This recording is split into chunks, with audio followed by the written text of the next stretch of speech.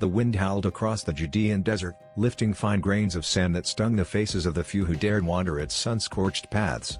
The year was 1947, and a Bedouin shepherd named Muhammad edh-Dhib searched desperately for a lost goat near the cliffs of Qumran, just north of the Dead Sea. Tired and frustrated, he threw a rock into a dark cave high on the limestone ridge, hoping to flush the animal out. Instead, he heard a sound that would change the world, a shattering of pottery. Curious, Muhammad climbed into the cave. Inside, he found a series of tall clay jars, some of which were broken, others still sealed. Within them were ancient scrolls wrapped in linen, brittle with age. He could not read the strange Hebrew letters etched on the leather, but he sensed their importance. What he had stumbled upon was not just a lost manuscript, it was a lost civilization, the silent voice of a people long forgotten, the Essenes.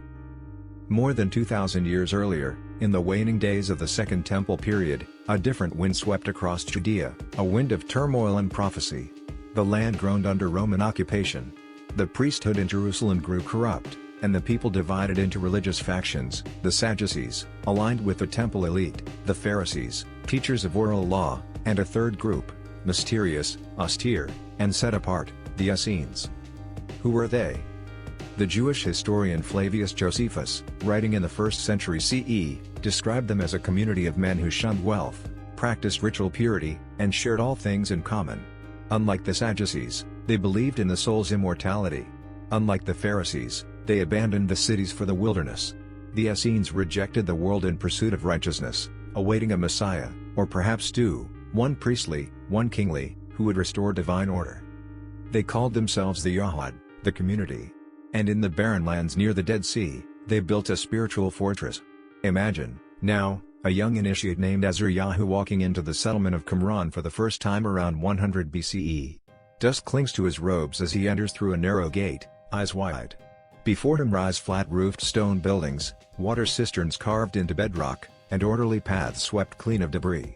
No gold, no commerce. Only devotion. He is greeted by the overseer, a silent, intense man who inspects him and asks, "Are you prepared to leave the world behind?"